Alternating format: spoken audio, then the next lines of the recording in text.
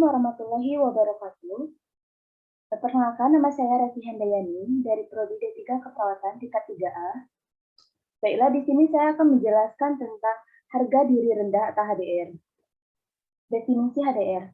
Harga diri rendah merupakan perasaan tidak berguna, tidak berarti, rendah diri yang menjadikan evaluasi negatif terhadap diri sendiri dan kemampuan diri, menurut Clear 2011.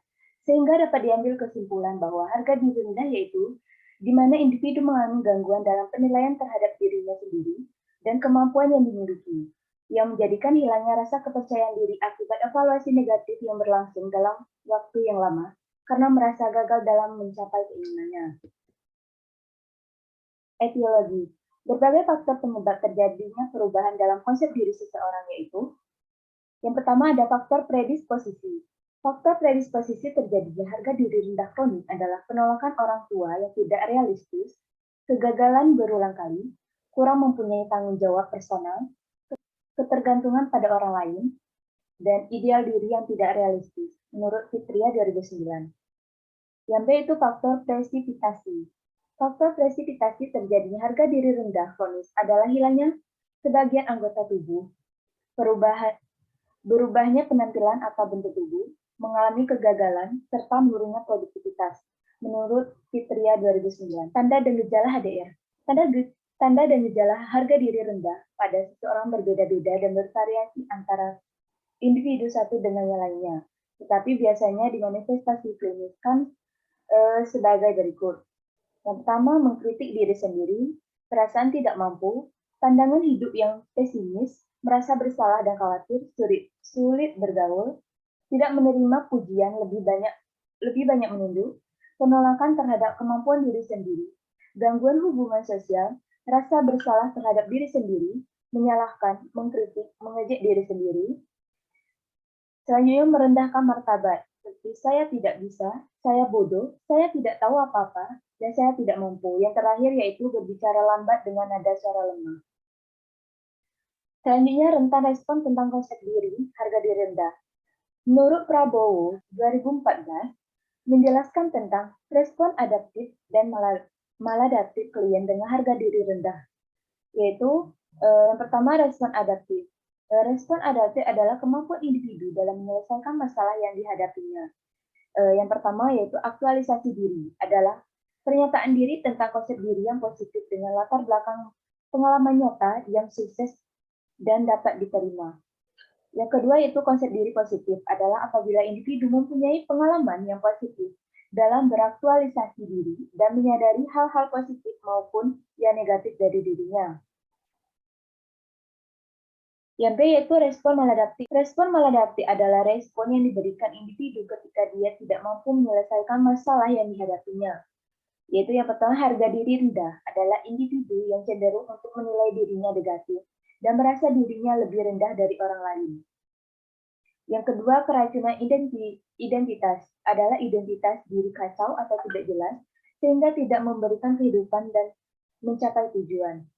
Yang ketiga yaitu depersonalisasi atau tidak mengenal diri, yaitu mempunyai kepribadian secara intim.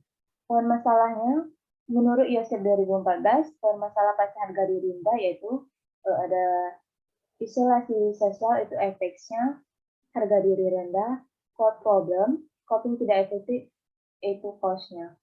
Selanjutnya itu ya penata laksanaan, terapi yang dapat diberikan pada pasien harga diri rendah antara lain, yang pertama yaitu psikoterapi. Terapi kerja baik sekali untuk mendorong penderita bergaul lagi dengan orang lain, penderita lain, perawat, dan dokter, menurut Nurarif dan Hardy 2015. Yang B itu terapi hubungan interpersonal. Menurut Enjang 2009, hubungan interpersonal adalah komunikasi antar orang secara tatap muka yang memungkinkan setiap peserta menangkap langsung baik secara verbal maupun secara tatap muka. Baik, selanjutnya asuhan keperawatannya. Yang pertama, pengkajian. Pengkajian klien dengan harga diri rendah dapat dilakukan dengan wawancara dan observasi klien dan keluarga. Ada identitas klien. Identitas klien meliputi nama, umur, pekerjaan klien, informasi, nomor RM, dan tanggal pengkajian. Selanjutnya, Keluhan utama. Keluhan utama meliputi faktor predisposisi, riwayat penyakit, riwayat psikososial, riwayat penyakit keluarga, pemeriksaan fisik, selanjutnya ada aspek fisik dan biologis, dan terakhir ada aspek psikososial. Selanjutnya diagnosa, 1. Harga diri rendah. Gejala dan tanda mayor, DS-nya merasa malu dan salah, merasa tidak mampu melakukan apapun, menolak penilaian positif terhadap hal baru. DO-nya enggan mencoba hal baru, berjalan menunduk, dan postur tubuh menunduk. Gejala dan tanda minor, DS merasa sulit berkonsentrasi, sulit tidur, mengungkapkan keputusan. DO-nya kontak mata kurang, lesu, dan tidak bergairah. Yang terakhir berbicara pelan dan diri. Selanjutnya intervensi keperawatan. Diagnosanya gangguan konsep diri atau harga diri rendah. Tujuan umumnya, klien dan keluarga mampu mengatasi harga diri rendah yang dialami klien. Tujuan khususnya, klien dapat membina hubungan saling percaya. Kriteria evaluasi, klien menunjukkan tanda-tanda percaya pada perawat melalui A. Ekspresi wajah cerah, tersenyum, B. Mau berkenalan, C. Ada kontak mata, D. Bersedia menceritakan perasaannya, E. Bersedia mengungkapkan masalah. Intervensinya, bina hubungan saling percaya dengan mengungkapkan prinsip komunikasi terapeutik. Seperti A, mengucapkan salam terapeutik, sapa klien dengan ramah, baik verbal maupun non-verbal. B, berjabat tangan dengan klien. C, berkenalan diri dengan sopan. D, tanyakan nama lengkap klien dan nama panggilan yang disukai klien. E, jelaskan tujuan pertemuan. F, membuat kotak topik, waktu, dan tempat setiap kali bertemu klien. Selanjutnya, tunjukkan sikap empati dan menerima klien apa adanya. Yang terakhir, berikan perhatian kepada klien dan perhatian kebutuhan dasar klien. Tujuan khusus 2, yaitu klien dapat mengidentifikasi kemampuan dan aspek positif yang dimiliki klien. Setelah 2 kali interaksi, klien menyebutkan aspek positif yang dimiliki klien seperti kegiatan klien di rumah, adanya keluarga dan lingkungan terdekat klien.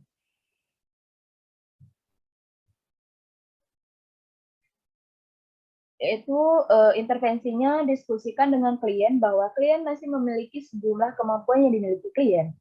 Selanjutnya bersama klien buat daftar tentang aspek positif yang dimiliki klien seperti kegiatan klien di rumah sehari-hari. Yang 3, hindari memberi penilaian negatif. Yang 4, itu beri pujian yang realistis atas kemampuan klien. Kalau SP3, klien dapat menilai kemampuan yang dimiliki untuk dilaksanakan di rumah sakit.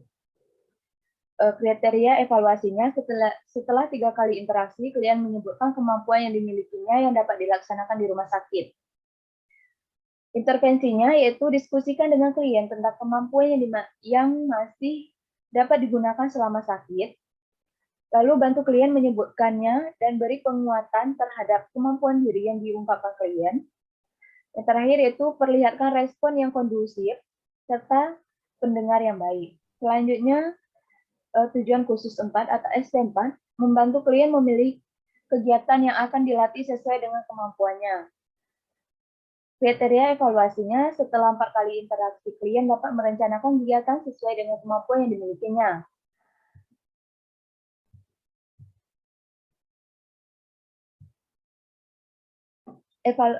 Intervensinya, tingkat kegiatannya sesuai dengan toleransi dan kondisi, merencanakan bersama klien suatu aktivitas yang dapat dilakukan setiap hari sesuai dengan kemampuan klien. Yang 3, itu beri contoh kegiatan yang boleh dilakukan. SP5 yaitu melatih klien sesuai dengan kegiatan yang dipilih berdasarkan rencana yang telah dibuat. Setelah 5 kali interaksi, klien dapat melakukan kegiatan sesuai dengan jadwal yang dibuat. Intervensinya berdiskusi dengan klien untuk menetapkan urutan kegiatan yang akan dilatih. Yang kedua, anjurkan klien untuk melaksanakan kegiatan yang telah direncanakan. Yang ketiga, pantau kegiatan yang telah dilaksanakan. Yang keempat, diskusikan kemungkinan kegiatan setelah pulang dari rumah sakit. Yang terakhir, motivasi klien untuk memasukkan kegiatan yang telah dilakukan ke dalam jadwal kegiatan harian. SP6 yaitu SP keluarga. Yaitu keluarga menjadi sistem pendukung yang efektif bagi klien. Kriteria evaluasinya, klien memanfaatkan sistem yang ada di keluarga. Intervensinya satu, beri pendidikan kesehatan pada keluarga tentang cara merawat klien dengan harga diri rendah. Yang kedua, diskusikan dengan keluarga tentang kemampuan yang dimiliki klien dan anjurkan menguji klien atas kemampuannya secara realistis. Yang ketiga, bantu keluarga memberikan dukungan dan motivasi klien dalam melakukan kegiatan yang sudah dilatihkan ke klien selama dirawat. Yang keempat, bantu keluarga menyiapkan lingkungan di rumah. Yang terakhir yaitu anjurkan keluarga untuk mengamati perkembangan perubahan perilaku klien. Baik, terima kasih. Itulah hasil laporan tentang harga diri rendah dari saya. Sekian, terima kasih. Wassalamualaikum warahmatullahi wabarakatuh.